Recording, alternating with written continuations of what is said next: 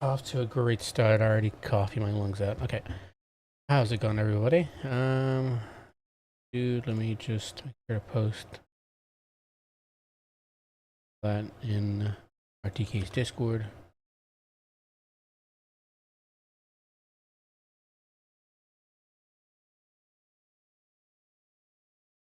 Here, and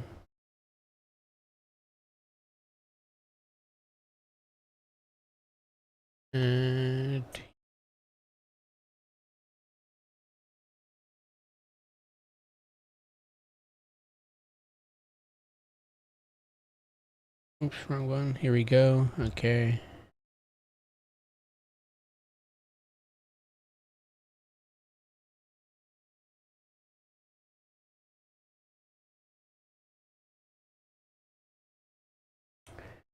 Let me go to Total Tavern real quick. Let me see who the semifinalists are. Okay, we have Torsen and Fabrosi 11 up against Kato and Hayseed.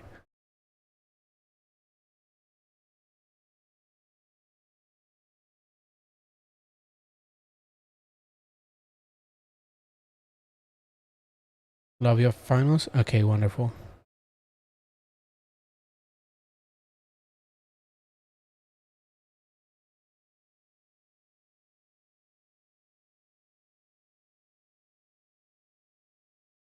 Should I cast semifinals first and then finals, or?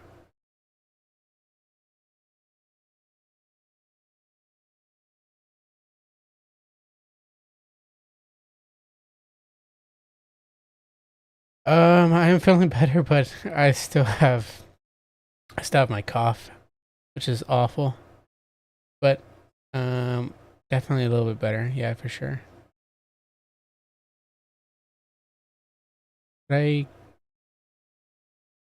I cast the finals right now and cast the semis after? Or should I cast the semis first and final? Does it matter, I guess? I figure most of the people who are joining the stream already know the results, so. Yeah, Alex.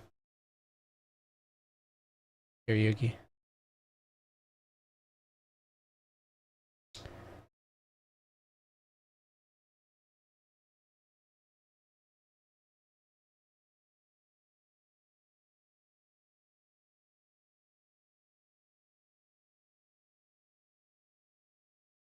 Oh, I need to. Dang it. I forgot to change the delay thing on YouTube. So there's going to be a bit of a delay. Sorry about that.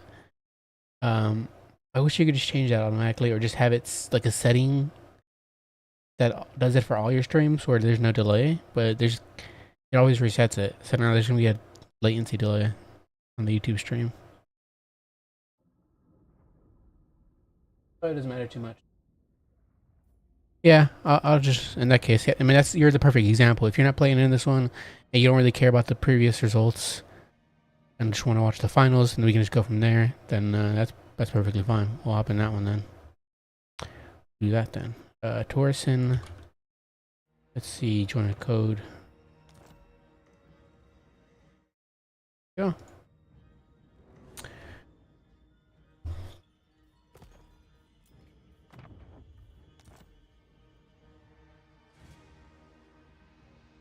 That's pretty sad. Sorry to hear about that.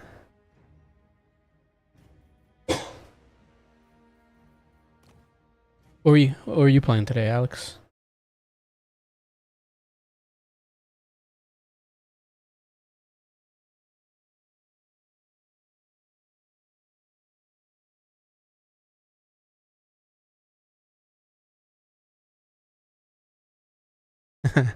Thanks. Yeah, the block is great.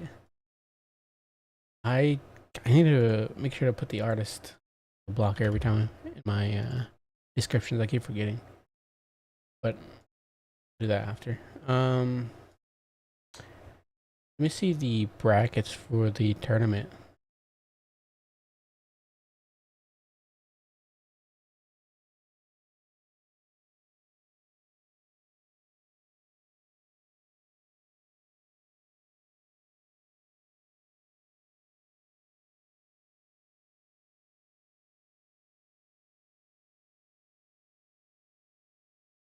We had a decent turnout today. This time, there's unfortunately a drop or two, I'm assuming.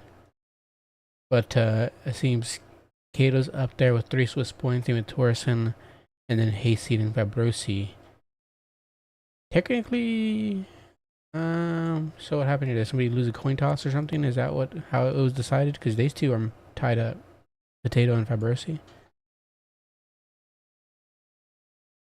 Playing demons. There's 5 demon factions. five demon and chaos players, or 5 just like people playing demons. I'm guessing Nardi was one of them.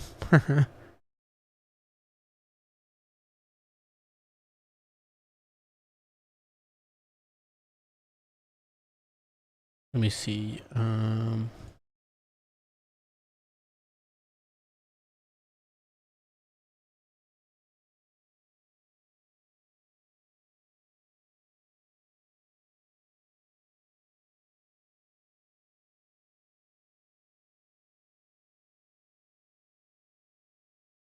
We have Beastman,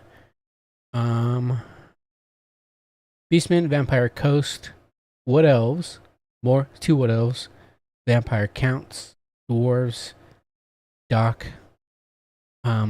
Spiky Elves, are similar Demons of Chaos, Empire, Zinch, Tomb Kings, Greenskins, more Dark Elves,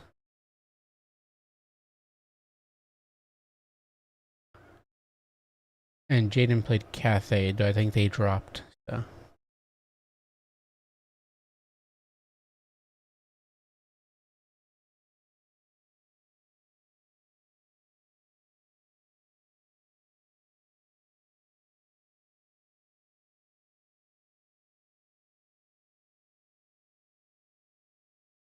None. What do you mean you embarrassed yourself? Did you get your sniper cast? Your sniper, excuse me, your caster sniped, or something? Did you forget a caster?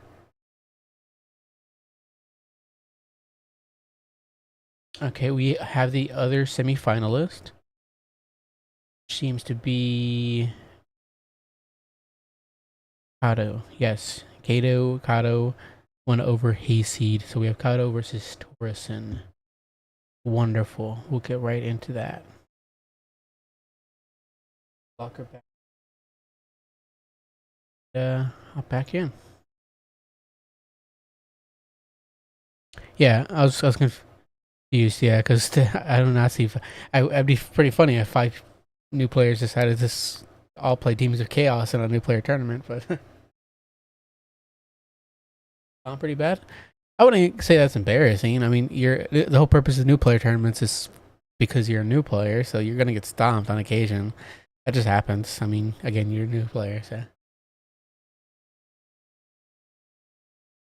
I was playing Coast. Hey, but you were playing Coast is a thing. So, even though you lost, you won spiritually, mentally, because you're playing a cool faction. So.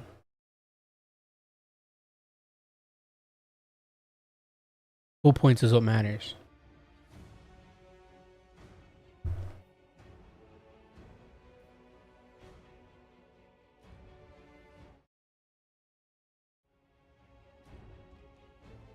Oh, but how is everybody liking Conquest? I don't know. I know a majority of you have been playing land battle tournaments. Or rather, majority of you have been playing new player land battle tournaments. But JP switched this one over to Conquest for this one time. Did you guys enjoy it?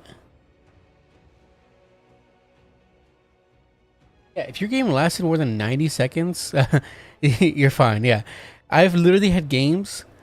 Maybe not in land battles. I mean, no, I think in land battles as well. But I've literally had games where I fumbled the bag so bad early on that that I just like I knew the rest of the game wasn't gonna go any better, or like it automatically put me in a bad state of mind. So I was just like, I'm done. I just quit out immediately right there and just take the loss. So as long as it's not that bad, you're fine. And even then, like even if it is that bad, it's whatever. You'll come back and do better in the next round.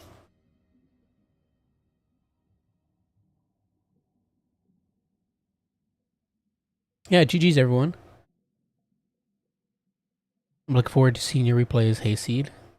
I'll be casting some of those after the finals. Capture point didn't really do much, but I do like having an objective on the field. Yeah, it is nice. That's why I've always loved land battles with caps, and now Conquest is what they call it, because literally all it is a back pocket objective to win. So instead of being kited for the last 5 minutes of the game, you can instead hold the point while your opponent attempts to kite you. I don't think Conquest changes that much, but I think it makes it good for new. Not as many rules. Exactly. I also like that as well. It's more player friendly. Veterans may prefer the ability to skirt around the rules and play it their way, but I think it's better overall for the health of the game if there's less rules to have to worry about, and that's why domination was controversial as well, because it really had no rules, and it was more just objective capturing point. It's much different than land battle, but the reason people are so keen to jump into domination early on is because it's easier to learn without having to look at rules, ask about rules, have to deal with rule breaks, etc. Obviously, again, like I said, they're totally different games, but the point is that simplicity is better for the overall health of the game. Less complications. It's less of a barrier for people have to jump over to get into your PvP community. With that being said, blobs are an issue and dwarfs should be permabanned in Conquest. Now, I can't say anything about dwarves being banned in Conquest, but what I can say is there are plenty of adjustments that need to be made, and Umais has critiqued the CA's version of it, and plenty of people have provided a lot of good feedback. By the way, guys, I'm going to try to mute on occasion to try to mitigate how much coughing you guys actually hear, but somehow I was telling Nardu this recently. It stuck with me. The cough has stuck with me, even though most of the other sickness is gone. Thankfully, the mucus issue is gone. Not to be gross, but that's gone. But this coughing issue is just like stuck with me, and it just won't go away. I don't know why, but that's why I also haven't recorded videos, unfortunately. But nonetheless, yeah, back to the point. I don't necessarily believe that dwarf should be permabanned, but by any means. But I do know that there are definitely a lot of tweaks that need to be made to Conquest. And one of those is that contesting the point should stop the player from generating points, because that would make blobs not as strong. If somebody's able to force their unit onto the point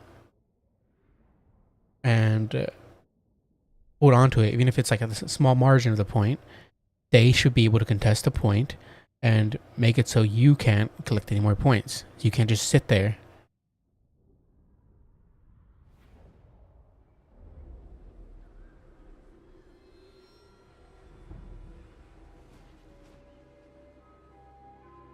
Yeah, that's a big reason why I like it so much. It makes it less drawn out. I'm not a huge fan of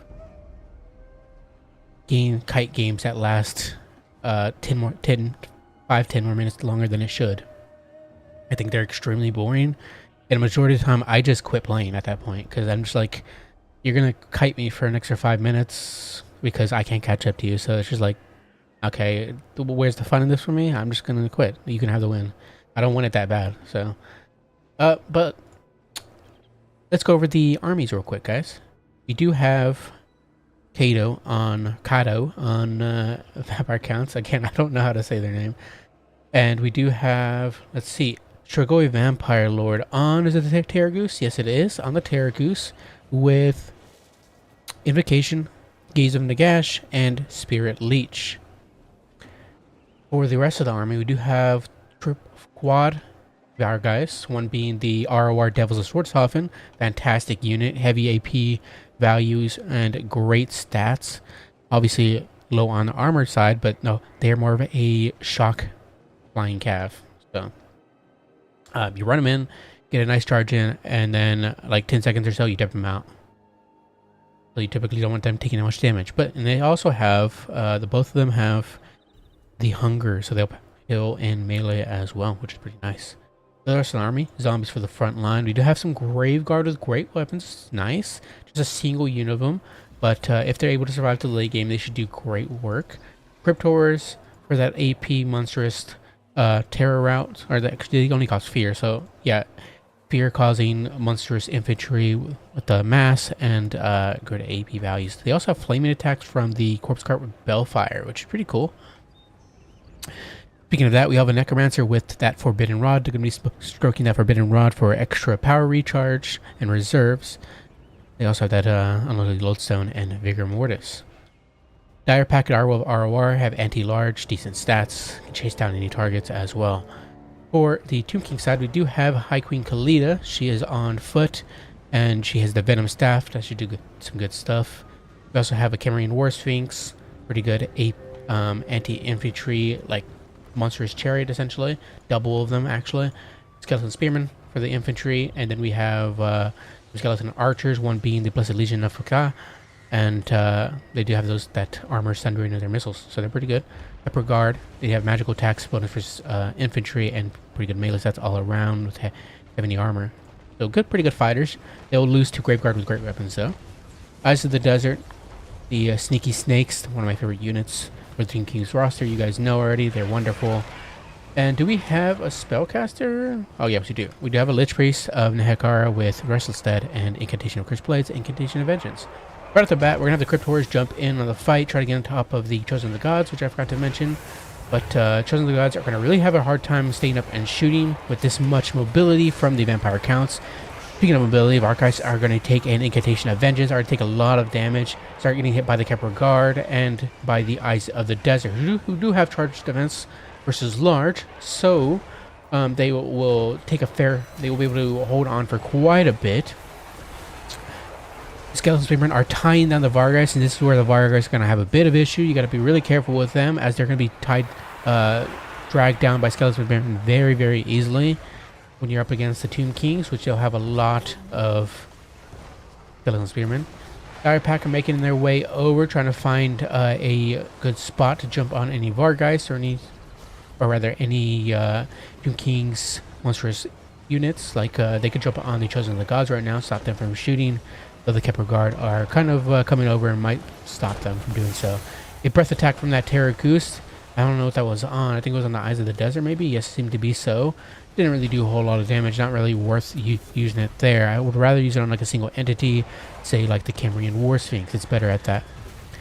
Do have a jump in from the Strigoi Vampire Lord and the Devils of Swordshofen. They jump on top of the Chosen of the Gods, and they might finish them off. We'll see. That could be a very valuable piece for the Tomb King's side being taken out. Khalida is being Spirit Leeched at the moment by the Strigoi Vampire Lord, but she's hanging on. She might come over and shoot that Venom Staff somewhere valuable, maybe at the Corpse Cart Bell. Would be pretty good. Could be a pretty good option. Cameron War Sphinx is trying to jump on this Strigoi Vampire Lord, force him off, but yes, the Chosen of the Gods have been lost. Actually, no, they're still here. They have 9 models left, so luckily the Tomb King's player was able to protect them. Devil's Swordshofen in need of health, so they receive an invocation. Definitely probably would have been better to hit these other Cryptors and some other units with the Overcast and invocation, but maybe they still don't have the wins. The Eyes of the Desert getting some brutal shots there on the Devils of Swordshofen, or rather on the Vargeist, and absolutely tearing them apart. They're also receiving shots from the archers too, which are being put on guard mode and forced to shoot, which is well played there by the Tomb King side. Just a whole undead grind going on right now. Devils of Swordshofen jumping down to get on top of the Cambrian War Sphinx. Yeah, this is where the issues are starting to come in. They don't really have much to be able to deal with the Cameroon War Sphinxes. They have a lot of their VAR guys are diminished and dead at this point. Even the Devils of Swordsoften are at 3 models and crumbling. The only other heavy AP fighter that can try to deal with them is the Strigoi Vampire Lord, but even then, like, I don't think he's enough, because they also have to deal with the Chosen of the Gods, which are somehow still up, and they still even have the Sneaky Snakes, which have 8 models still left and 12 volleys of ammunition. So I unfortunately definitely think it will be going to the Tomb King's side. And even though the cap point is in the hands of vampire counts. What was the Grave Guard with great weapons doing? I say that and they immediately get run down by that Sphinx, to absolutely tearing them apart, double of them. And the Kepler Guard are just full health as well, essentially. They are absolutely murdering infantry at the moment. 658 value for them. 102 kills. Yeah, now the Eyes of the Desert can start turning around and start firing point blank volleys into that Strigoi Vampire Lord. And just doing wonderful, wonderful work.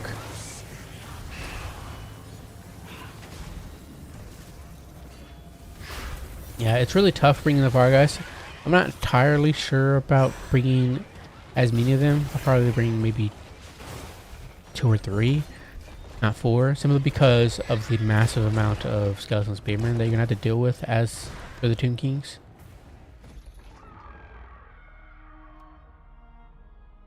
But yeah, pretty solid map. Well played to both players.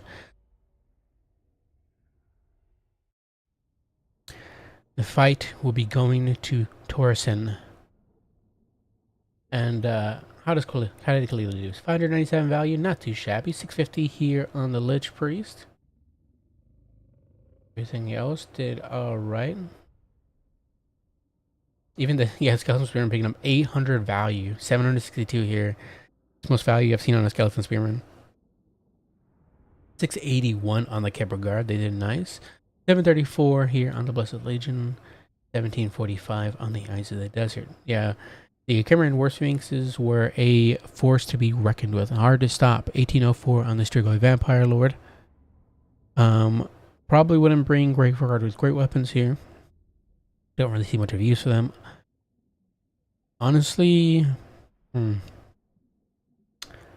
maybe at most I'd probably take 2 VAR guys and just bring more Cryptors. Just to do with any constructs, because they really need that mass and that AP from the Cryptors to get through the constructs of the Tomb Kings. But you do need something to do with the Chosen of the Gods, so that's why you'd have some VAR guys left over.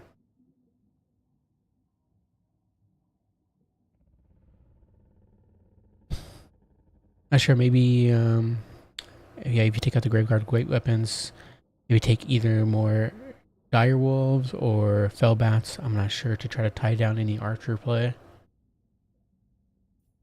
But well played to both players. It was a good scrap.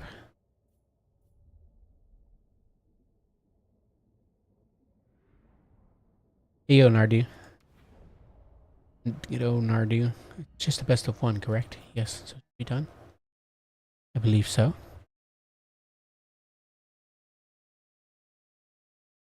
All right. Yes, it is. Okay. In that case, we will be casting some of the leftover replays. Wonderful. So, let's see. What do we feel like casting today, folks? What do we feel like seeing?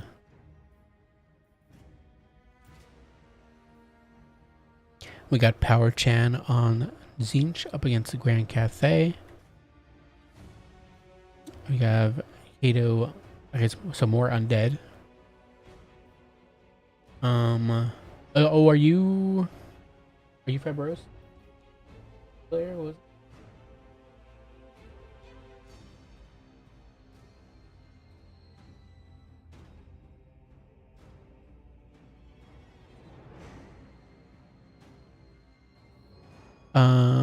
Unless there's another Vampire Coast player, I'm not sure. We also have a Narian on the Empire up against the Dwarves from Nico. Potato versus Torsen. Let's see. Well, let's just pick a random one. We'll see how it goes. That is domination. That is. That's my domination match. I think there's also a few more that I need to... Yes, I need to download the semifinals as well. Let me go to the semifinals first, actually. I don't know if I've actually already downloaded those yet. No, I haven't. Okay. Okay, let's go over the semifinals. So we have Fabrosi versus Torsen. Let's check it out.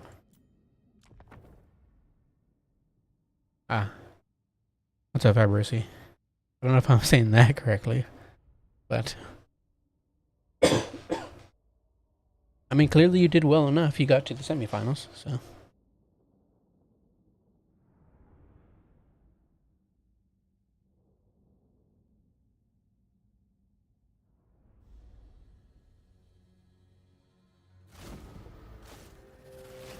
All right. So we do have another Team Kings build here from the Torsen with Kalita.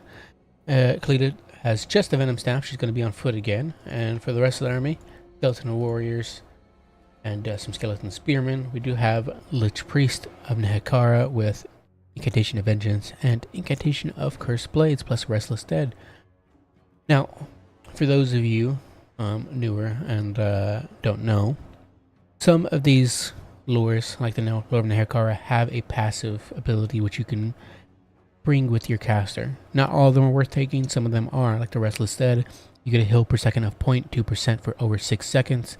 Doesn't sound like a lot, but it does add up quite a bit when you're casting super cheap spells like Incantation of Cursed Blades. You're going to be casting that a lot for that regen. Plus, if you overcast it, you will also get bonus versus large, which is pretty nice. I usually apply that to Cetra or any other non-large combatant character on his War Sphinx. So that is pretty nice as well. And it's only like 2 more wins. So Skeleton Archers as well. Typically when you're against Vampire Coast, a lot of archers is what the answer is going up against them, because they are obviously a gunpowder faction. So being able to shoot over their infantry into their gunpowder is always nice. Chosen of the Gods as well, and the Eyes of the Desert, Sepulchral Stalker ROR, Screaming Skull Catapults, and some Necropolis Knights with Halberds. Skirmishing side, we do have 4 units of Skeleton Horse Archers. More Horse Archers, the better. More archers in general, the better. Luther Harkon on his Terragoose with Power Siphon, increases cooldowns, and has that figure per second. And we also have Hornswoggle, Slan Gold. That is it. I forgot he only has like 1 item, so. But yeah, Slan Gold, it's alright. It's not too bad. I wish, I don't know. I barely see it much used nowadays. It's hard to, I want to test it out. But typically you don't ever see it. Cool to see it though. You do have the Bloody Reaver Depth Guard, the Depth Guard Pole Arm ROR. They do have that Enraged ability, which is pretty cool. It gives them that 40% ward saves, makes them really tanky, and they're already tanky as it is, 90 armor and 54 melee defense. But yeah, pretty good melee stats, and can drag down any constructs if they get on top of them. Deckhand mobs for the front line. We also have the Black Spot ROR, Zombie Pirate Gunnery Mob Handgunners. They do have bonus versus large in melee, so they can protect themselves. Pretty good values too, 13 bonus versus large. And then obviously the an AP gunpowder unit. Bombers to help clear out any of the Tomb King's chaff.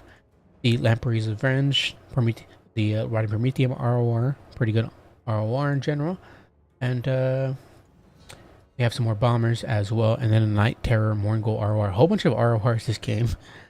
They do have that chilling aura, so makes it easier for them to chase down any units. And they all have hunger, so they can heal in melee. Plus decent stats still. I don't really like Mongols in general. We'll see how they do. And then for the caster, we do have a Death caster with Spirit Leech and Doom and Darkness. Plus Life Leeching, which is another passive that you're going to be constantly proccing. Oh right, and then some Fell Bats. So, get right into it. Oh, yes, the Screaming Skull Catapult is already shooting in, getting some good purchase here on the black spot and even hitting the bombers because unfortunately Taurus, or rather Fabarosi has left these units overlaid together and it's kind of biting them in the butt. That's okay. Not too big of a deal yet, but it will be over time.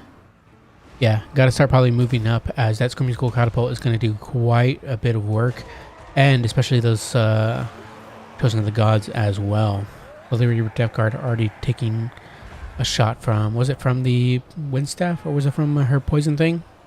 No, it wasn't. I don't know what that was from. But they're already taking some damage as well. Bombers are taking work from the Catapult too. Night Terrors. I believe they have stalked, don't they? Yes, so the Tomb King's player does not see them yet. Yes, Catapult still shooting in. We do have an incantation of Vengeance casted on the Lamprey's Revenge. Going to do wonderful work. Already look at that damage. It's pretty nice. And it slows them down to obviously catch them out with any archer units too. Empire Fleet Captain running over. And I'm not sure what her goal was there. Maybe to cast Spirit Leech or something. But look at the Harkon even shooting in melee. And he's doing okay into the Lich Priest. Not too bad. Plus it silences him, which is what the benefit of it really. Stops that Lich Priest from casting any more spells for the moment. Just for a brief moment though. Bombers. Already almost onto crumbling. You really need to get these guys into those skeleton warriors. Or be able to cast any of their bombs. Or throw their bombs rather. Because right now they're just taking so much damage. They might end up crumbling before they even make purchase with any of the units for the Tomb King side. On the flanks, we do have the Immortan Ghouls tied up in melee with the Skeleton Horse Archers, which obviously them being this outnumbered and them being only basically better at fighting infantry, it's going to be tough. I think they might end up losing that fight, but Luther Harkon is coming over to join, and same with the Fellbats. Now the Bloody Reaper Death Guard are under tremendous fire from the Chosen of the Gods and the Screaming Skull Catapult. Plus, they're about to be hit with an Incantation of Vengeance too. Oh my god, these poor guys. Yeah, if any time was good to pop their rage mechanic, this would be the time. But yeah, it's a little too late at this point. They're taking so much damage. They're going to receive... Yeah, they're crumbling and they're gone. That's such a huge loss there, unfortunately, for Fabarosi. And though they do have the point, the Tomb King's player really has most of the advantage here at the moment. We do have the black spot, unfortunately, being shut down as well, going into crumbling, and only 10 models left. They'll be finished off soon. The Fellbats probably should have jumped on the Screaming Skull Catapult sooner, even with the halberds there, just so they can push up their units. Because at this point, because otherwise they would just be sitting there taking the volleys like they are right now. But yes, we have the Deathcaster being caught out by High Queen Khalida, and they are on foot as well, so they can't get away easily. And though Khalida isn't a fantastic fighter, she would definitely beat the Vampire Fleet Captain, though she will do some damage in return. But Luther Harkon coming over might be able to shut down Khalida, but I do most likely think that once the Black Spot and the Depth Guard got shut down, things started to look pretty bad. But we did see the Morngulls actually win out on that fight there. Shutting down those Horse Archers is a pretty good play, though they're still 2 up. Taking 2 down is obviously still fantastic. Fellbats do go down with the Screaming Skull Catapults, and yeah, look how much damage they were already doing before the Necropolis Knights and the Chosen of the Gods even came to help out. I think the Screaming Skull Catapult will end up crumbling. We'll see. But yeah, as you can see, they got pulled away, and what would have been your best bet is send 1 Fellbat in, and then when they try to pull away their Screaming Skull Catapult, send in the other Fellbat to finish them off, or the Night Terrors. Obviously, they were tied up with the Skeleton Horse Archers at the time, but otherwise. But yeah, Luther Harkon are going to take in some nice volleys there from the Eyes of the Desert, probably regretting getting anywhere near them. An Incantation of Vengeance is going to be hitting the Lamprey's Revenge, doing some solid work there. Such a solid spell. If you're going to ever play Tomb Kings, always bring that spell. I love it so much. High Queen Khalida is now fighting Luther Harkon, who does get a sneaky little catch on her, though we do have the incantation of Cursed Blades that are on top of Blessed Legion of Katana. Would have been funny to give them the overcasted version for that bonus versus large. They could actually do some damage into Luther. Yeah, tying him down in melee means you have time to shoot him with the skeleton archers, which is obviously fantastic. Gonna slowly whittle him down. 306 points for the Vampire Ghost side. If they had more time, I definitely think they could win out on tickets. But yeah, now it's starting to flip over to the Team King side, and unfortunately, it is over for the Coast side as the armor losses start to kick in and Luther Harkon falls. Well played.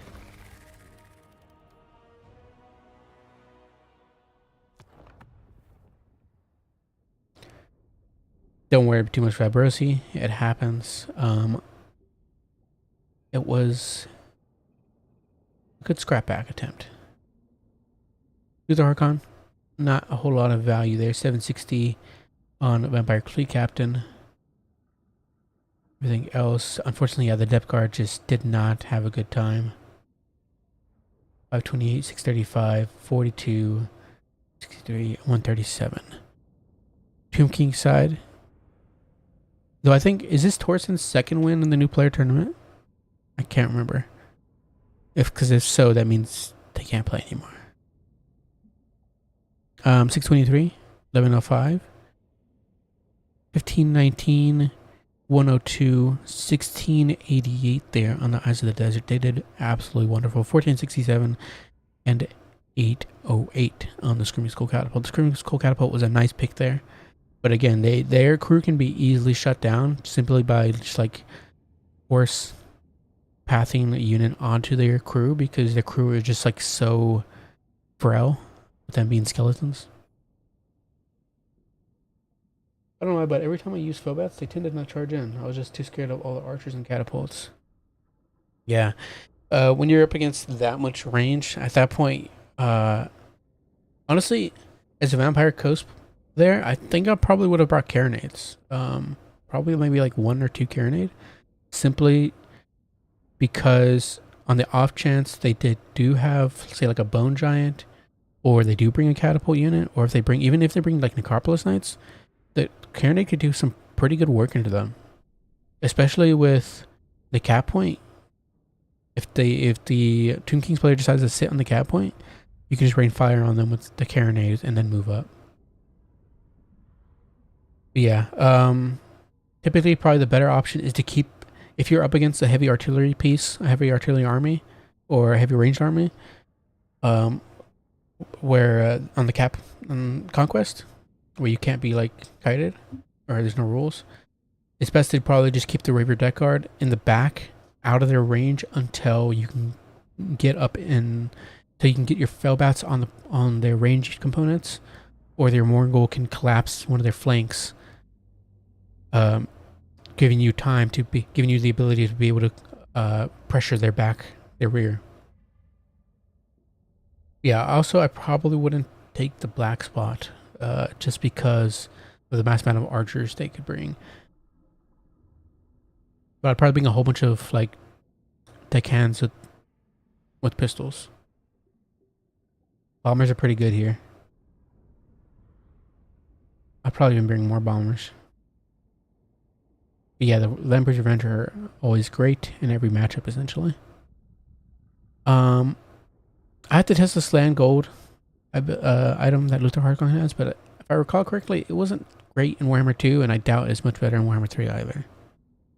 All it does is slow their recharge rate, which is good, don't get me wrong, but so many units have, so many lords and heroes in this game have power recharge rate abilities that kind of doesn't matter a lot of the times. It kind of just gets mitigated.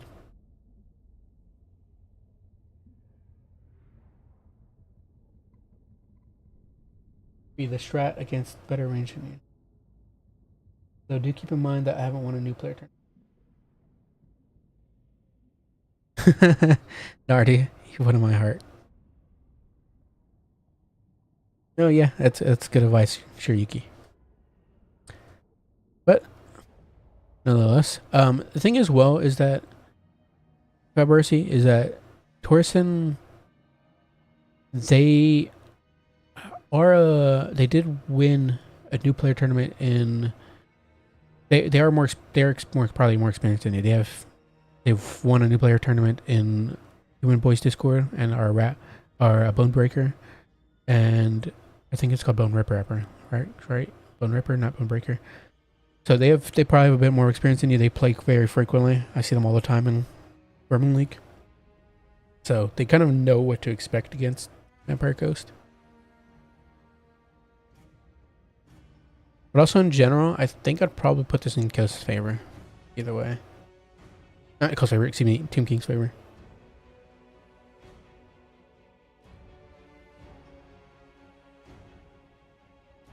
I'll tell you now, playing Coast will force you to learn how to defend your backline. Yeah, that's also a really good point. Playing these factions where you have these important pieces in your backline, like carronades, pistoliers, handgunners, etc., bombers. It really reinforces the idea that you need to protect your backline, and it's just going to help you learn how to do that. Which by just constantly playing it over time and seeing how people play against how people attack your backline.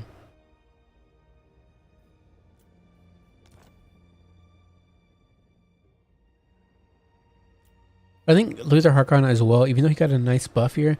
Obviously, this is new player tournaments. I want you guys to pick the most fun units possible. I want you guys to experiment, pick whatever's cool, whatever lord you think is awesome, etc. Any units you like.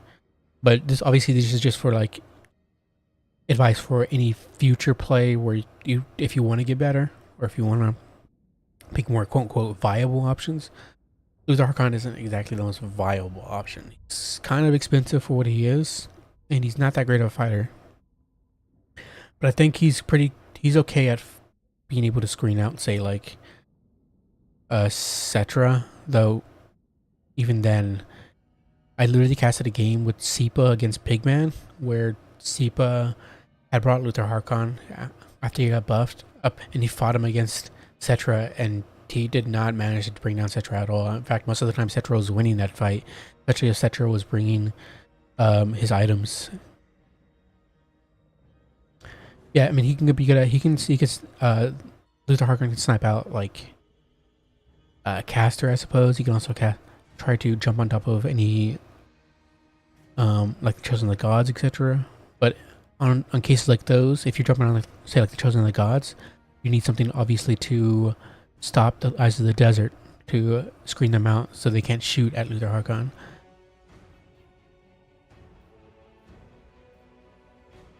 But for Coast, I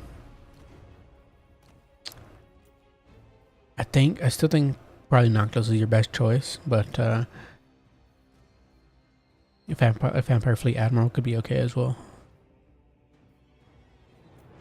I had to think of lords for Coast. I can't remember for some reason. But let's get into it. We have Nardu replay, Greenskins versus the Dark Elves. Let's get them, boys. Let's show them a proper why. We do have Skarsnik up against the Dark Elves, bringing a Supreme Sorceress is what they're called. Yes, I think. Yes, the Lord is the Supreme Sorceress, and the hero version is called just a Sorceress, I think. Yeah, go Sartosa. Exactly, do that. We do have Skarsnik. For Skarsnik, we do have Spite of the Bad Moon, Fermented Fungi, and Skarsnik's Prada. I actually haven't seen Skarsnik's Prada in a very, very long time. I haven't even seen him since the Magic Missile change. I'm interested to see how it does. We do have Goblins for the front line with Twig Herds in the second rank.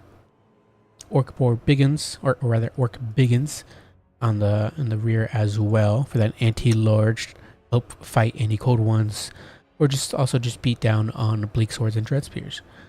Broken Tusk Mob, Orc Boy Biggin, ROR, pretty decent unit, 30-35 with solid AP values and bonus versus large to help fight back any Cold One Knights.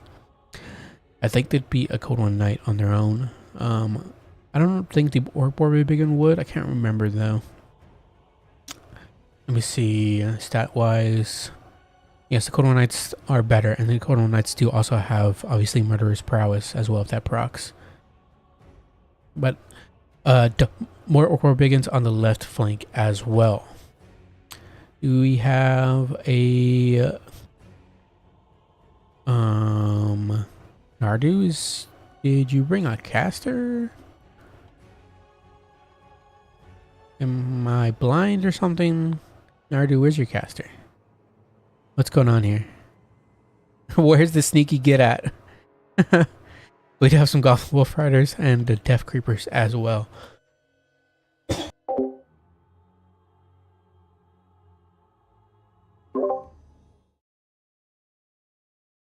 Pardon me, had to cough. For the Dark Elves, we do have a Supreme Sorceress of Fire with Burning Head. Can clear through any of that Goblin Chaff. And Kindle Flame for that plus 20% weakness to fire damage every time they cast. Red Spears will be the front line. We also have some Witch Elves, plus some Dark Shards, and more Dark Shards as well. So 4 in total. We also have 2 Cold One Knights with 1 unit of Dark Riders to help fight off any skirmishing from the Greenskin side. Supreme Sorceress is also on a Black Dragon. And then we have a freaking War Hydra. Awesome. I love the War Hydras, but their breath is so freaking haggard. It's so hard to line it up. They just have such, they struggle so hard with their line of sight on their breath attacks. But it's still a cool unit to see. I also particularly love the Chill of Sontar. But yeah, always will always root for the side that brings the Hydra. Supreme Sorceress, do we looking to get a Burning Head here? Yes, it seems so. Burning Head going to be running down the line of the Goblins, but yeah, it's probably too early trying to line that up, trying to get that timing on there. Oh my god, those Dread Spears just got absolutely ran over. Squig Herd getting into that line as well. We'd have the Witch Elves coming around to try to help out with that fight. At that point, I think it'd probably just better just keep the Dread Spears there. Don't keep the Dread Spears back because you need to protect your Dark Shards. Pull the Dark Shards back at this moment. Send the Dread Spears around. Vice versa. Oops, excuse me. Sorry. We do have the War Hydra coming over. She's going to start getting into the fight. The Rusty Arrows shooting into the Supreme Sorceress. That little get there. Gonna get with the Fermented Fungi. Rampaging her and forcing her to fight the Orc Biggins, which is incredible. Really nice catch there by Nardu. Witch Elves coming over, trying to get on top of the Orc Warrior Biggins. Cold One Knights definitely going to get on top of them. Otherwise, they're going to start shutting down all the Dark Shards for the Dark Elf side. War Hydra could probably get on top of these Rusty Arrows here, or get a nice breath attack from the side with that War Hydra. That could do some decent work. But Supreme Sorceress is going to get out of there. A Burning Head runs down the Orc Warrior Biggins. Does some okay work. It's better obviously against Chaff, so typically want to do it like if there's an important unit like the Rusty Arrows here, you can even just do it on the Rusty Arrows, which is fine, just to get rid of them because they are a pretty important unit for the Greenskin side. But you could also just do it that way so you can hit these Goblins and then the Goblins back here and these Orc Warrior Biggins, because it's better against lightly armored infantry units. Cold One Knights fighting off the Orc Warrior Biggins. They're trying their best out here, and they are going to win that fight eventually. Orc Warrior Biggins continuing to push, though. Get on top of the Dark Shards. Dread Spears are trying to screen them out, but yeah, definitely need those Dark Shards out of there. And these guys could probably turn around and start shooting at these Broken Tusk Mob. That could help out a lot, but yeah, this Quick Herd coming over. Going to get on top of those Dark Shards there. War Hydra. Are you proccing its regen because of Scarsnake? Scarsnake is whooping its butt. Scarsnake does have that nice bonus versus large of 30 and some pretty good weapon strength. I like Scarsnake. Scarsnake is pretty good. Is a pretty good get. Pretty good lad. Supreme Sorceress need to probably get up in the air here, get get a breath attack in. Have we shot one yet? I must have missed it by now, but a breath attack would be really nice, like on these Biggins, or even on these Broken Tusk mob. That could be pretty nice. We do have a breath attack here from the War Hydra, and as you can see, it didn't really do a whole lot, quite unfortunately. But War Hydra definitely needs to get on the fight there, help out with this engagement as the Dark Shards are being shut down. Point is captured by the Greenskins. You have another Burning Head kind of running through the Orbital Biggins. Actually, I don't even think it hit the Biggins, but it did hit the Rusty Arrows, but didn't really do a whole lot of damage because of the way it went. Death Creepers getting some shots into the Dread Spears as they run off the Orbital Biggins. The Dread Spears probably should come back around, yes, and help out with the either the Wolf Riders or these Squig Herds. Dark Riders do get a recharge here on the Squig Herd. Actually, not even a recharge, just like a side charge. These Orbital Biggins are routing off. Witch Elf is doing some wonderful work, just absolutely blending through the chaff, up to almost 1,000 value already. Though they are relatively hurt, as they only have a little less than half their HP. Supreme Sorceress is getting her butt kicked again by the Scarstick, the Goblin Git himself. She needs to get out of there, cast another Burning Head or something. Maybe jump in, out, and coming over here and probably routing these Orbital Biggins, which could be nice. You could also get a rear charge in on these Biggins and screen and terror route them. A breath attack hitting the Rusty Arrows and Skarsnik. Doing okay work, but yeah, definitely she wants to get out of the range of those Rusty Arrows. I don't know if the Witch Elves are just this loud are only this loud in replays, but I don't remember them being loud in this like actual games, because every time I cast a replay with Dark Elves and they bring Witch Elves, they just do not stop screaming. I literally have to turn down the game so I can actually talk over them.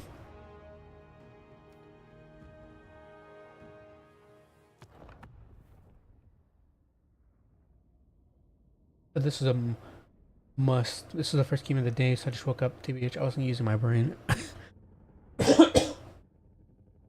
Well, okay, you're excused, Nardia. I suppose.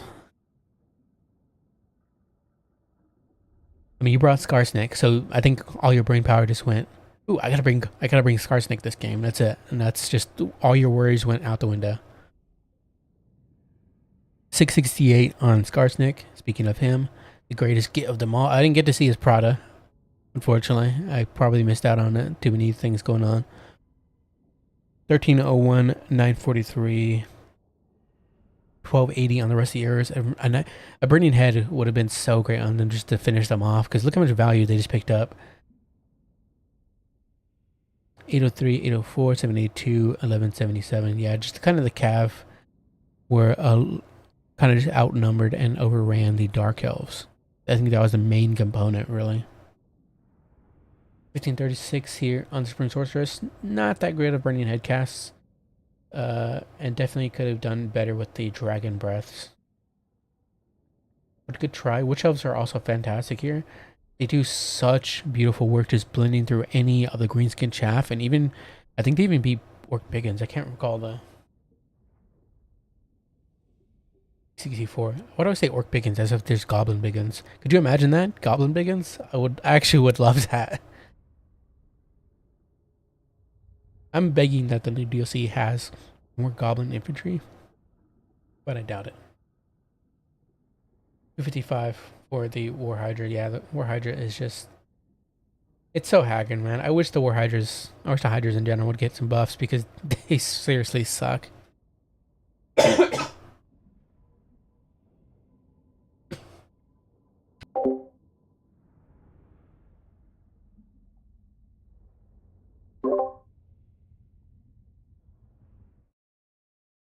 Pardon me.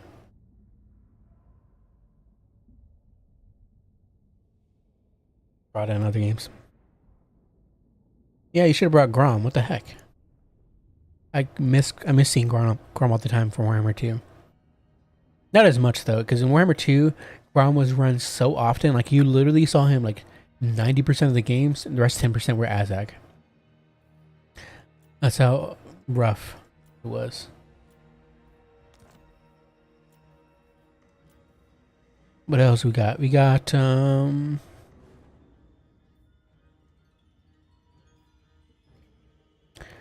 some hayseed action in there. Somewhere Skaven versus the Wood Elves. Lizardmen. Okay, you gotta let me know. You gotta let me know on the Lizardmen, right? You gotta let me in there. See what's going on. I gotta see some of the action of the Lizardmen.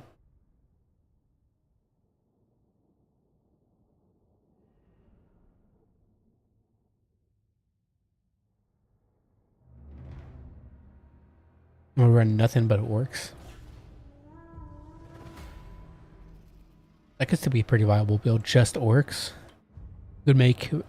I think Burning Head would still do good into orcs. Unfortunately, for the orc boys.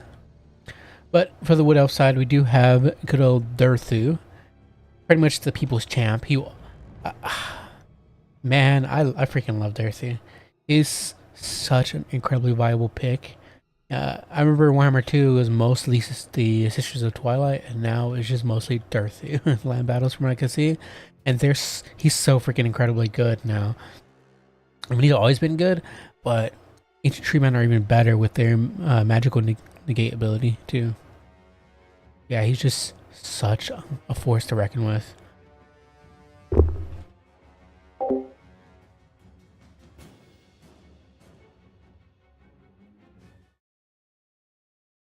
All right. Nurgle, please free me from your grasp. Let me go a day without coughing. Sword of Death does some pretty good work. We have Flock of Doom, Pan's Impenetrable Pelt, Wilson's Wild Form, and that is it, plus Wild Heart for that power recharge. Some Dryads in the Vanguard, 3 of them on this flank. Wild Hunters of Kurnus, Wild Rider, ROR, AP, Anti-Large Cav. We do have some more Dryads on the other flank, one being the Race of the Frozen Hearth. Trying to get on top of that infantry, that Skaven infantry line as soon as possible, which is obviously a smart choice, or smart play. War Dancers, triple War Dancers in total, and then some Glade Guard Starfire Shafts for that AP magic missile flaming attacks. Blade Riders with spears and another on the flank. For the Skaven side, we do have a Grey Seer of Plague on a bell with Scorch, with the bound ability of Scorch, Unholy Clamor, Warp Storm Scroll, which is obviously pretty good against, like, say, Sisters of the Twilight, any Hawk Riders, though I don't know why you would ever bring Hawk Riders. I'm shouting out the Human Boy video that got posted recently, top 5 worst units. Hawk Riders suck, don't like them. Pestilent Breath, dreaded 13th spell, and the Portents of Verminous Doom, -4 to leadership, and then we have Wall of Unholy Sound. For the rest of the army, we do have Skaven Slaves, Clan Rats, Plague Monks, some Natty Boo Boo Sharpshooter, Warplock Gisels ROR. Oh my god, why is this not coming back? Excuse me. Skaven Slaves, some Rat Ogres as well, and the Ikits Zap Sap, the ROR Warp Lightning Cannons. Probably gonna do some good work on Durthu, hopefully. Yeah, 2 more, but yeah, 2 Storm Vermin in general. Oh my god, why is the music so loud, guys? What the heck? It's only at 12%. Yeah. Already getting some shots in here on Durthu, and not only that, not only the great thing about the anti-large shots is that it provides that increased cooldown of 10% of 10 seconds. So any of his cooldowns he has, any of his abilities he has right now are getting put on cooldown. Dryads, getting into that front line, we do have the Race of the Frozen Heart being run down by Rat Ogres. Both of them are being tied down by the Rat Ogres, Skaven Slaves, and Plague Monks. Kind of a mistake on the Skaven side, letting so many units be tied down by just these 2. I'd probably pull the Rat Ogres back out at this point, as they've already done some good charge damage, and because you need them to screen out these Glade Riders, which are going to be able to get onto the Warplock Gisels, which is not great. Plague Monks need to deal with the War Dancers, otherwise they're going to get on top of the Warlock Giselles. So we do have the Storm Vermin here in support. Night Runner shooting in as well, going to do some solid work against those Glade Riders. Yeah, Ikazapsap continues firing in on Durthu, doing great stuff. Though Durthu does have a pretty healthy HP pool. So, and if he's fighting with the Greyseer, then he might be able to mitigate some of those shots. Hunters Currents do get on top of the Ikazapsap, and that's going to shut them down really quick. Like, oh my god, they are absolutely butchering that crew for this game, for the Warp Lightning Cannon. Natty Boober Sharpshooters are being pushed back as they're now now they're under fire from the Starfire Shafts, which is exactly what they want to be shooting at. You have the Unholy Clamor popping, or the Wall of Unholy Sound, excuse me, giving escaping units leadership because they desperately need it. We're going to finish off those Plague Monks. We do have some Sword Vermin coming over, trying to drag down Durthu, and that's exactly what they want to do. They, Sword Vermin, need to completely surround Durthu. Or actually, the Wild Hunters got screened out, so they could probably, first of all, for the Storm Vermin, they need to completely envelop Durthu, go force path through, and then attack. So all the units attack, all the models attack, rather than just these few. But for the other Storm Vermin, they're fine as it is. They can finish off the War Dancers. War Dancers won't do great into heavily armored targets like the Storm Vermin. Alright, so the Frozen Heart still fending off the Skaven Slave and Clan Rats. Glade Riders trying to protect the Glade Guard Starfire Shafts. They could be sent over to recharge these Plague Monks, but I think the Glade Guard will do perfectly fine as it is. But their issue is that they're pushing back the other Glade Guard.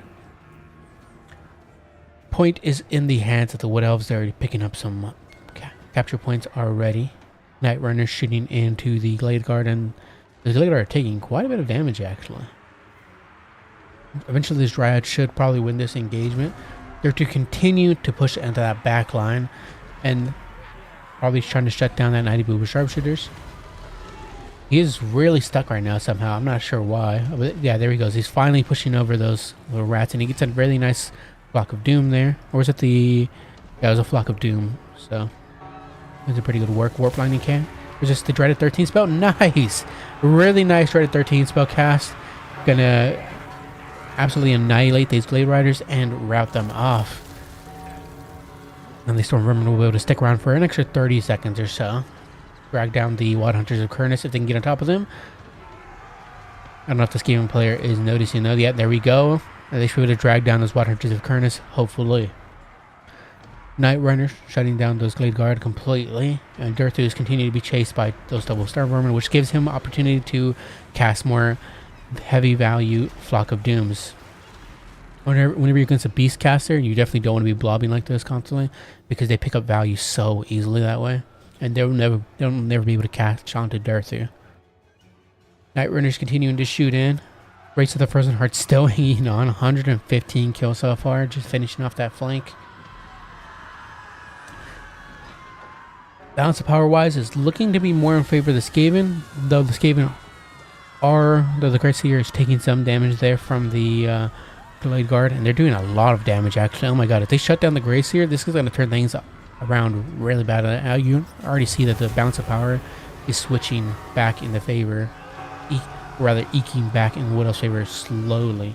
Water of Kurnus might be able to finish it off. Down to 889 HP. This is looking pretty bad. If that Greyseer goes down, that could spell doom for this cave inside. Yep, and there they go. Routed off 93 HP, and they might get finished off by the Wild Hunters. Will they get finished off 45? Yep, and shut down. Greyseer goes down, and the balance power starts taking back into the Wood Elf's favor. That was a really nice catch there by the Wood Elf side. And that'll be it for this game side. Unfortunately, this game slaves, the rest of the Storm Vermin would just be kited.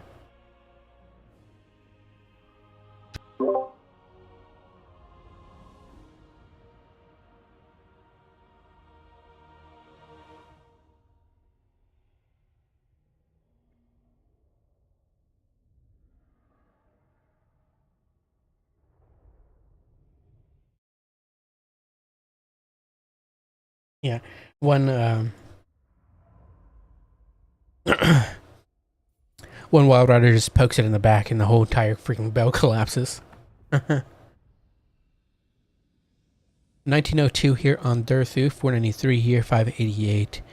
Word answers didn't do so great. 1241, 1058. Well played by Hayseed with their Glade card. We're able to win out the match there because of them. 1759 on the Wild Hunters as well. Again, some solid plays with those guys too. 1600 on the Greyseer. Did some good work there. Everything else did fine. 700 there. 720. Night Runners did fantastic work. 1230, 501, 07, and 746. Yeah, the Night Runners, I think, were pretty solid there. They were able to put some pretty good damage on the Glade Guard. Cutting one down.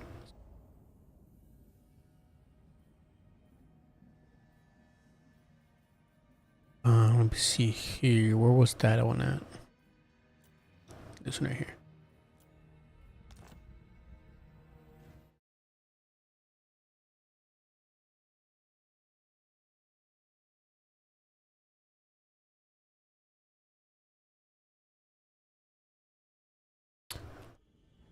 Wait, did I just delete the wrong one? Okay, no, I didn't. I'm fine.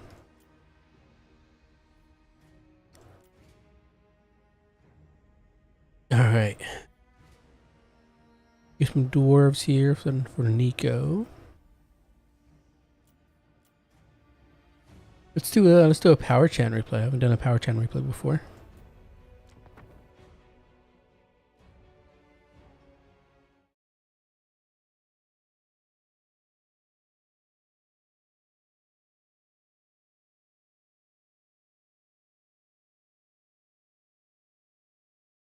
Once again, begging Nurgle to free me from his grasp because this is heinous.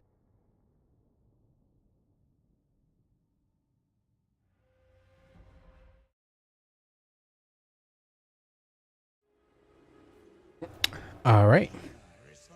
Wait, hold on. Is this? They not play on Conquest? Oh god.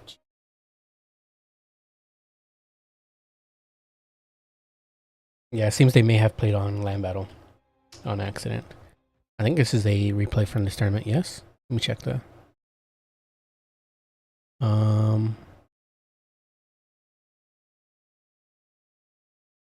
Yeah, I think this is from this tournament. Yeah.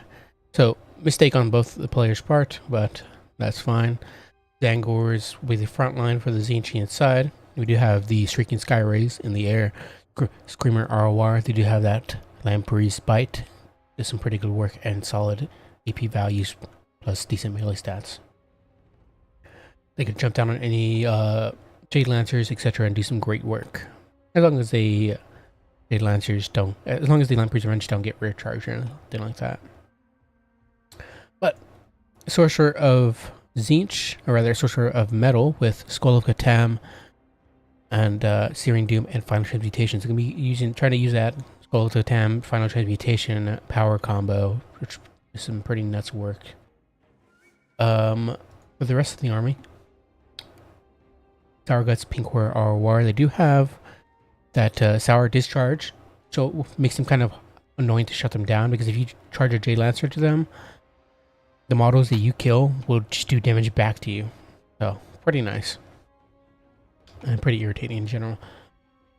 More Pink Horrors as well. We also have some Chaos Warriors of Zinch with Halberds, and then some double Centaurs of Zinch. Satang will be great here, and be able to shut down any Jade Lancers, any Great Longbow Riders, Grand Cannons, etc. For the Grand Canyon side, we do have a Zhao Ming with Final Transmutation, Master of Alchemy, Constellation of Dragon, and Wall of Wind and Fire. This is the second time I've seen this spell as of recently, which is interesting.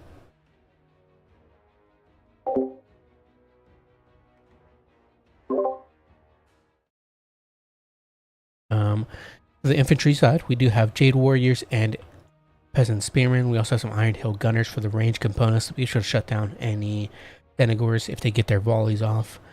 Crane Gunners as well to shoot at any range components or pink and blue horrors. Peasant Long Spearmen in the back. And then we have the Righteous Lances of Wei Jin, the Longbow Rider ROR. They have, I think the base Longbow Riders aren't AP based, so these guys are AP based, and they do have Guardians. Requires that 15% physical resistance to any Lord or hero next to them. Jade Lancers as well on the right hand flank.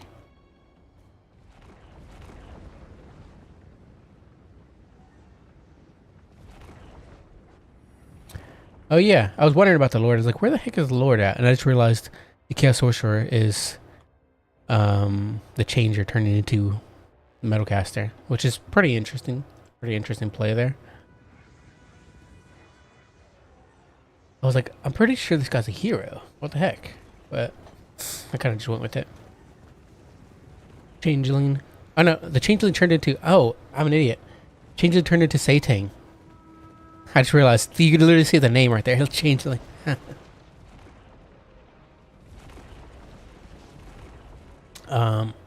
Which is pretty interesting. Yeah, I like that. Satang getting some shots in here on the Crane Gunners after shooting at the Righteous Lances of Wei Jin. Denticores gonna get a charge in here on the Jade Warriors, who are braced at the moment, so they shouldn't take as much damage. Yeah, they took a decent chunk of damage, but not a whole lot. But the issue is that Denticores have great AP value, so even in melee, they will still do fantastic. Even just holding out in melee. Iron Hill Gunners are not able to really shoot over this. I don't think they are. Let's see. Can they? I don't think they can. I think their line of sight is blocked, which is quite unfortunate. Great Longbow Rider's going to jump in there. Probably would have been better to go around and get on top of the pink horrors instead, or get a rear charge instead on the Senegors. But these Jade Lancers do get a rear charge on the Senegors, trying to box them in, which is a pretty good catch there. Gonna shut those guys down. Righteous Lances continuing to force the Senegors to stay in the fight, which is a pretty good play. Zhao Ming now under fire by Zaytang, but obviously not a great choice for Zaytang, as he's a very small target and obviously not large in his human form. Dragon Breath hitting the Zangors, but better to wait for them to like be more bunched up whenever you're casting that spell. Zangors trying to push in and get on top of the Iron Hill Gunners, or rather the Crane Gunners, but beautifully played by the Grand Cathay inside. They're going to pull the Crane Gunners out and send the Peasant Long Spearmen to screen them out. Crane Gunners need to be put out a little bit more as they're still kind of stuck in melee. But yeah, pull them out a little bit further and start shooting in at the Sour Guts. Jade Lancers could also charge them down as well, but again, you guys know what I said about that with the Sour Guts ability. Final Transmutation Overcast is going to be hitting this entire blob here of Jade Warriors and Zhao Ming, so pretty good work there, especially with the Skull of Satam too. We're going to hear Tzeentch Army ability hitting Zhao Ming as well. Going to do some... it's not going to do very much. Chaos Warriors of Tzeentch get box in the Righteous Lances of Wei Jin with the pink horrors, and are probably going to finish them off. I don't think they're going to be able to pull out of this, unfortunately, so I think they're effectively dead. Jade Warriors getting a Glittering Robe, which I didn't even notice that Zhao Ming had. They'll bring them to 140 armor. Really going to be hard for the Zangors to fight through that, but they're already pretty beat up as it is. It's just going to give them a little bit more holding power for a short amount of time. Zhao Ming goes into his dragon form, probably going to be able to shut down the Chaos Sorcerer or the Changeling if he decides to do so. A Searing Doom going to be hitting the Sour Guts. Could do okay there, not too bad. These Jade Lancers get shut down completely, and Chaos Sorcerer Lord or Hero is chasing after them, and possibly going to be able to shut down the Crane Gunners as well with the help of the Lamprey's Revenge, or the Shrieking Skyres, excuse me. These pink horrors are disintegrating and it will be banished back to the warp. Zhao Ming is fighting halberds for some reason. I'm not sure entirely why. Probably tried to help out in that fight there, but he's now going into infantry form, which again is not great. He's not going to like fighting the Chaos Warriors of Tzeentch. He doesn't have great AP values, and he's pretty beat up as is. He definitely needs some support. But yeah, looking more so in the favor of the Tzeentchian side, and it's probably going to end that way as well. We have another Searing Doom hitting the Zangors and Jade Warriors, even doing a bit of friendly fire to their Jade Warriors. Actually, no, that's Searing Doom from them. So it's actually doing friendly fire into the Zangors and hitting the Jade Warriors plus Pleasant Long Spearmen. So overall better for the Zinchian side. Tower completely gets shut down. Jade Warriors, or the Jade Lancers and Jade Warriors are pretty hurt. A Wind of Fire, or Wall of Fire, hitting the Halberds and Pink Horrors, doing okay. Not the best, for sure. But, yeah, definitely going to go into the Zinchian side. Well played.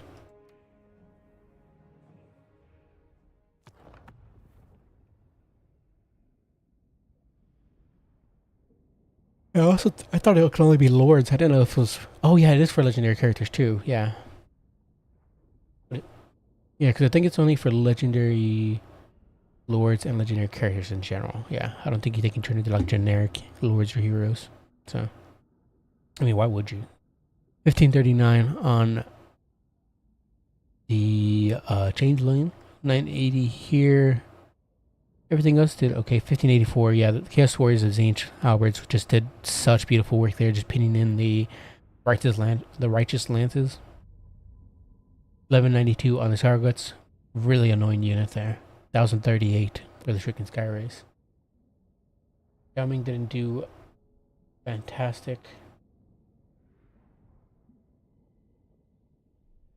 Okay build there from the Jinchi, the current Cathayan side, though it probably wouldn't bring the Righteous Lances. Just probably bring the Onyx Corpsmen if you have the DLC. If not, then maybe just the regular Longmore Riders to fight, to try to fight any... No, I don't think that's a good idea either, because the Shrieking Skywars will probably do a considerable amount of damage to them, so... I think you just have to let the Zinch control the air there.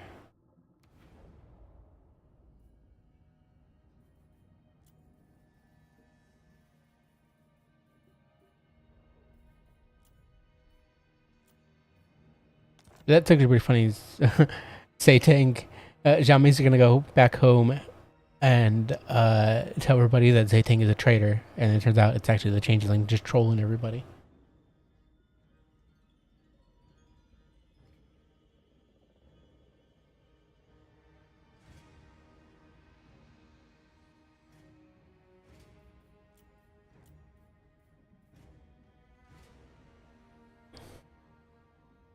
Alright, let's get into some more games here. We do have the Greenskins versus Tomb Kings. Nardu the Undroppable against Torreson.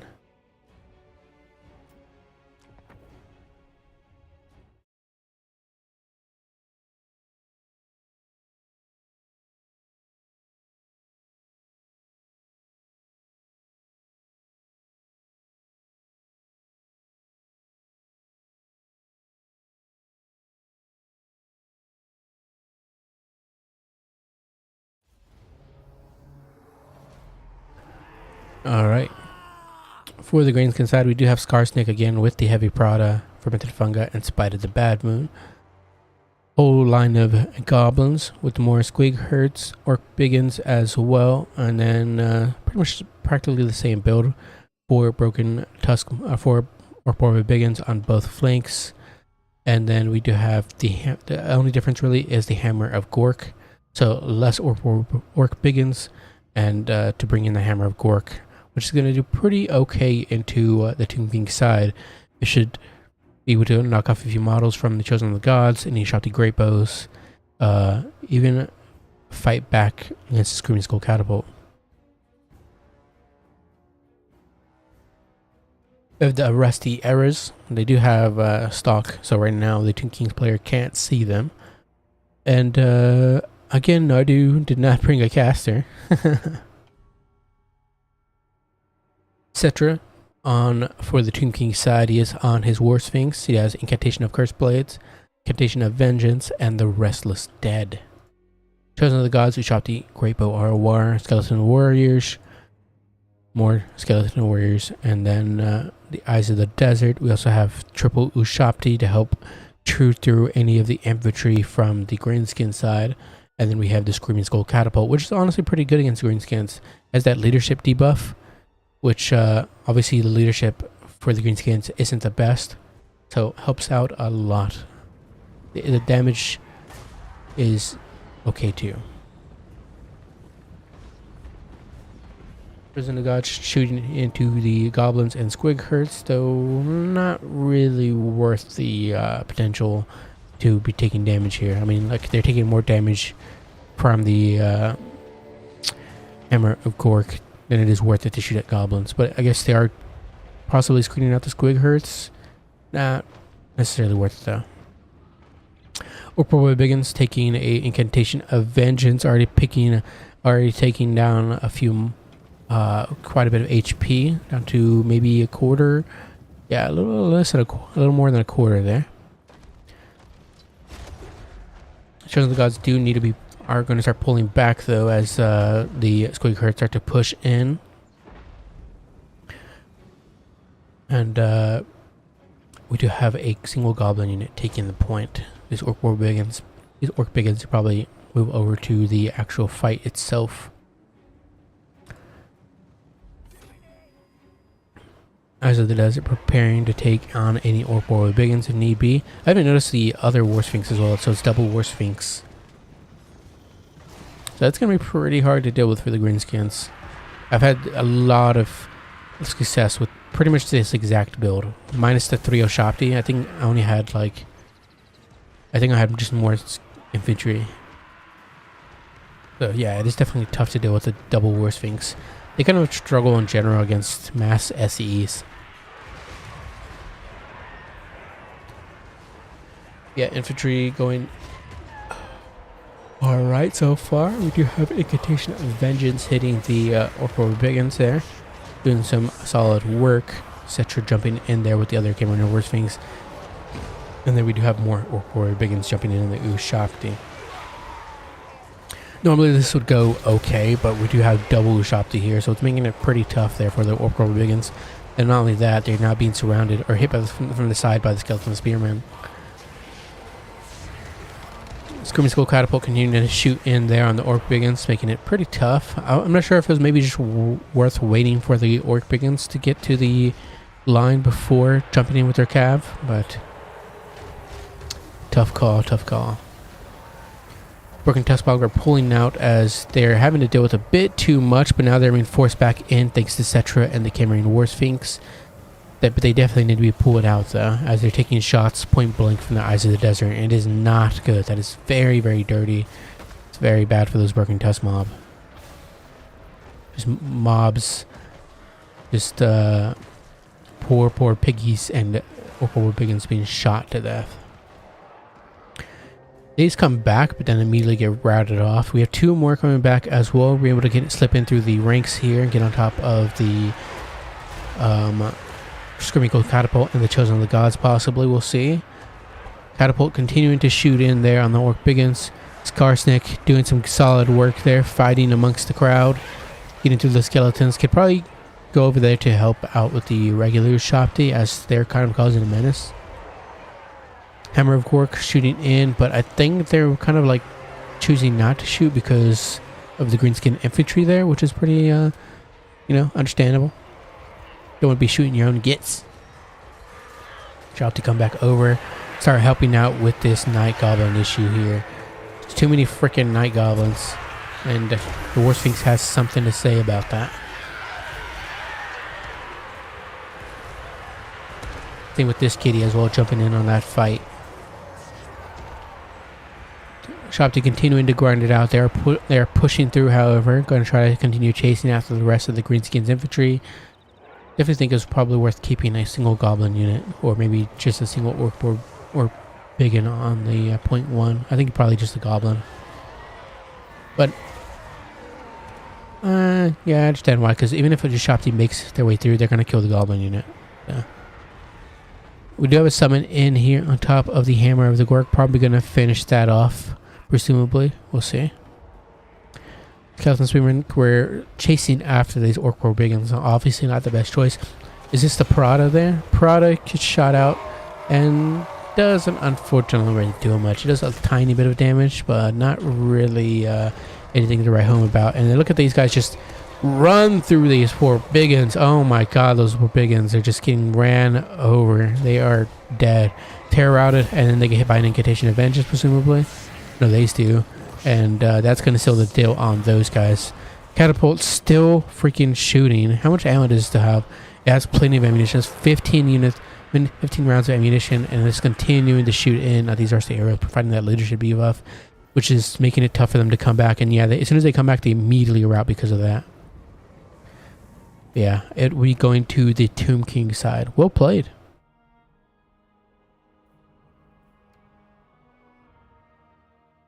Good scrap there, Nardu and Torreson.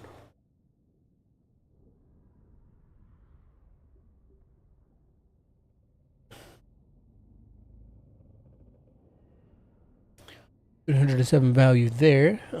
Everything else did fine. Yeah, some of these got punished really badly.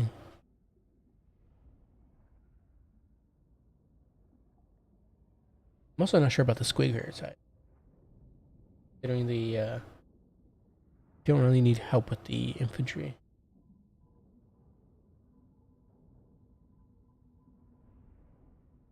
Etc. Only some good work here, 1730, and the other Cameron Forcings 1130. Sneaky Sneaks got 1048 value. Screaming Skull Catapult was just an absolute menace that game. It didn't pick up a lot of value, but it in a way still did because of that leadership debuff, and they're just constantly harassing the units of the Greenskin side.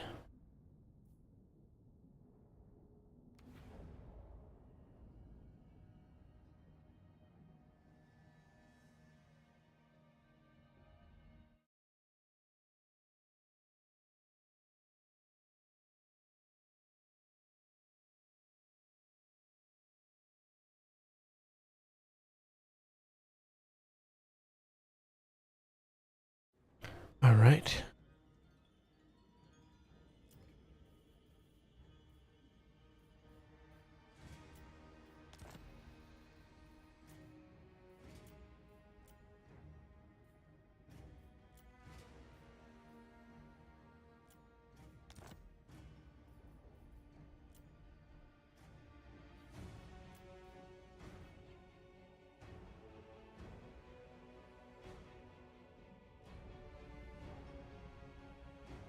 Interesting build there from the Beastman side. Probably do one more just because my cough and stuff are coming back.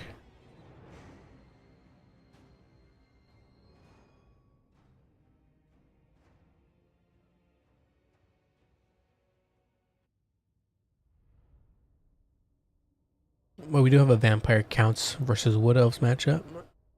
Manfred von Baldstein is here on his dragon, presumably, with a bunch of zombies, skeleton spearmen, swordsmen, and then some black knights of lances and barding. We do also have the ROR variant, which is interesting to see them.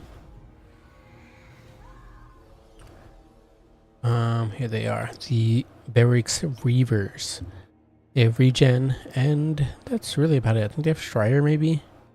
No, the regular variant has Strider. That's pretty much it. Yeah, because this seems to be, yeah. That's how it was with the older RORs. They didn't really get much aside from like one trait and like the melee stat increases. Yeah. To be expected. Zombies, a whole freaking long line of undead. We also have some Cryptors and the Claw of Nagash, Mortis Engine ROR. Gonna do some pretty solid work into the Wood Elves, but it's very, very risky bringing it into the Wood Elves. I mean, with how much range components that the Wood Elves can bring, I'm not too sure about that one, especially considering if they bring anything with flaming missiles, which I don't think they have, luckily. But some more black knights on the left hand flank, and then Manfred, what has he got on his black dragon, or others undead dragon?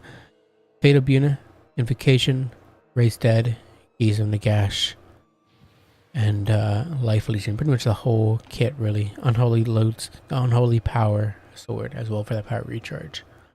We also have the Dire Pack, Direwolf ROR. Blade Lord will be the Lord for the Wood Elf side. Just have Arrow of Avernus and Prey of Anathema for that missile resistance. Minus 20% net. Which is pretty good. I have 2 uses of that. And then they also have the Eye of Avernus, increasing missile damage as well for any ranged allies. Spellsinger of Beast will be the caster here. Wilson's Wild Form, Impenetrable Belt, Block of Doom, and Power Stone, along with Wild Heart. Triple Deepwood Scout, Swift Service Shards should do incredible work into pretty much anything the Vampire Counts brings. Bond Hunters of Avernus. We also have a single unit of Zotes, which is pretty interesting. They do have magical attacks and dampen, and then bonus large. So have some use. They also have Earthblood and Flesh to Stone passive abilities. Not passive abilities, bound abilities. So they're okay. Kind of expensive though. So yeah, just one is probably the safe choice there. You could help fend off any Terragoose, any Cav units from the Vampire Count side, etc. You can fight Blood Knights. They also even have 60 armor, so can help mitigate a lot of the damage from the Cav from the Vampire Count side. Whole line of Dryads as well, including the Race of the Frozen Heart, which would do great into the zombie chaff of the Vampire Count side. Yeah, Vampire Counts is going to try to go for a full-on envelop, though their middle information might end up being collapsed, causing their own envelopment to be enveloped themselves. Like once they finish off the main infantry corps, they could just go around and flank their own, infantry of the Vampire Counts.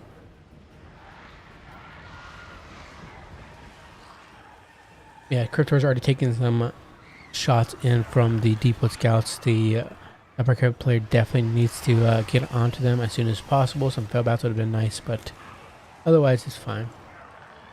Otherwise you can just pull the Cryptors out and the Claw and the Gash out for now.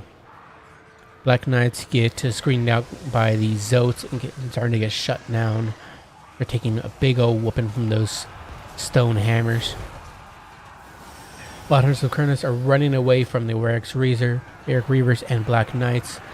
I'm not entirely sure why. I think they should have been better to take that fight, but I get it now. They instead run down the Deepwood Scouts, but now are being flanked by the Wild Hunters of Avernus, which is obviously a better situation for them. You don't want the Wild Hunters of Avernus to be taking a charge. So it makes sense.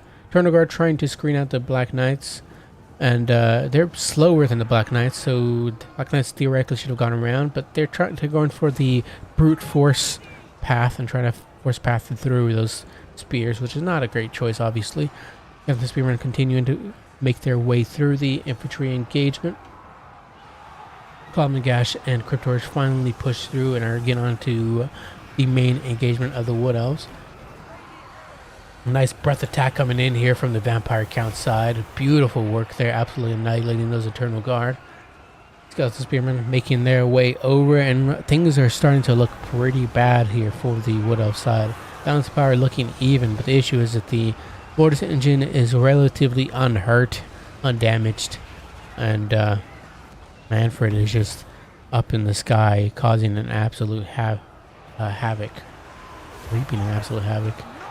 Though the Black Knights, they're being fairly beat up. What was that, a Gaze in the Gash? Pretty nice Gaze in the Gash, hitting the Race of the Frozen Heart. Not too bad, not too bad. Wild Hunters are fairly beat up, and that's really your only anti-large capability aside from the Zotes. And the Zotes, where are they at here? The Zotes are routed off completely, terror routed, which is not great. 12 models still, though. So if they do come back, they can get an Earthblood and heal that back up. They only lost 4 models, so Praying of Anathema hitting, going on to Manfred, that keeping him in position. But of course, flying units being the way they are, thanks to CA, it just flies back up and then it flies back down. Like, what is this? What is happening there? The Pilsinger does end up getting shut down, unfortunately. But yeah, I think it's going to be going to the Vampire Count side, though we'll see. I could be wrong. Vampire, the Manfred does jump on top of these Deepwood Scouts, gets them to stop shooting. Zotes do end up coming back, nice. They do need a heal though, however, they only up to 1800 HP. I don't know if they use their Earthblood or not.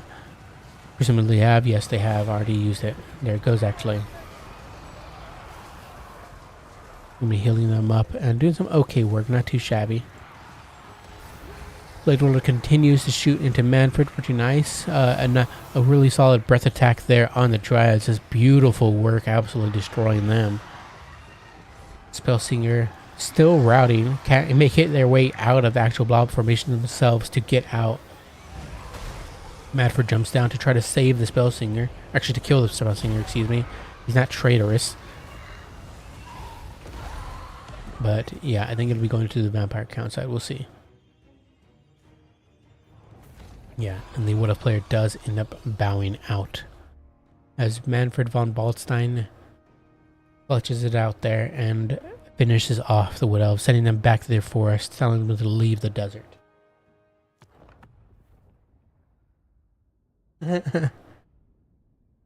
I was not talking smack. I was absolutely not.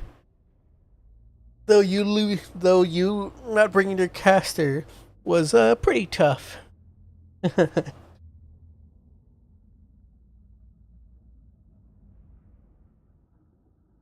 Manfred 1274 there. Von Baldstein just did some heavy lifting. Knights of Lances of Barding did pretty decent. Cryptors and yeah, Mortis Engine, no surprise there, did all the work. 1352 here, 587, 217. Swift River Sards did okay for the amount of time that they were up. Blood Hunters of Kernus got honestly bogged down, unfortunately for them. 1014 for those Oats. GG. Well played, Hayseed. Yeah, Hayseed. Jake's hard to say. Not the great of Wood Elf player. Probably get some leaks from other Wood Elf players in RTK, but I'm not a big fan of Zotes. But they are one of your only anti-large units related for the Wood Elf side that are able to screen out Cav. So, tough call. I do like the Glade Roller here because of Prey of Hannah-Framer. You can shut down Manfred very quickly or any undead lure that comes in. But obviously you have to have your range components online. Maybe just more Glade Riders would probably be a better pick there. Because though they lose Black Knights, they'll be able to hold them off, giving your range components enough time to shoot at any of the important components for the Vampire count side.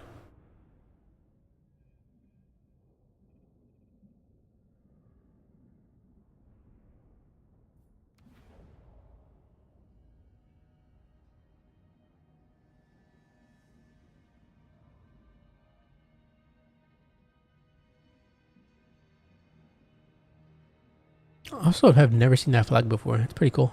Mask of Loic.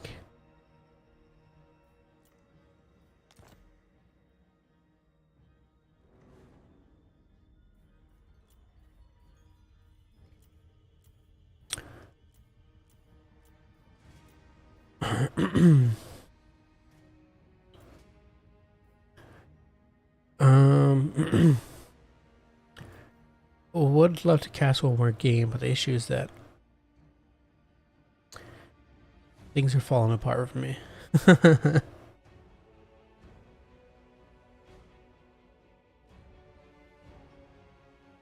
Yeah, I'm probably gonna end it there. It's a shorter stream than the other ones, but usually mine go about like two plus hours or so. But yeah, this is really annoying. Trying to having to cough like every 5 freaking minutes.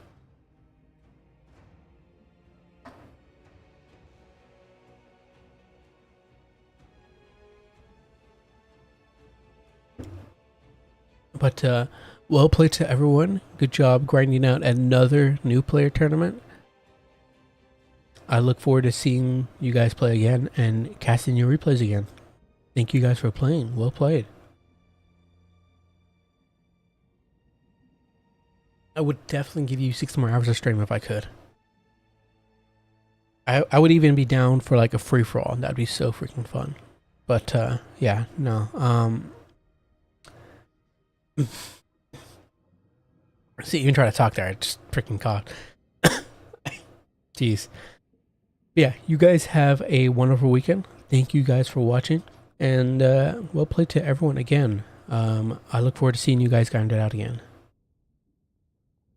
If I have the time, if I feel better this week, I'll cast me replays and videos. But otherwise, I'll see you guys next time. Toodaloo. Bye-bye. Hasta la vista.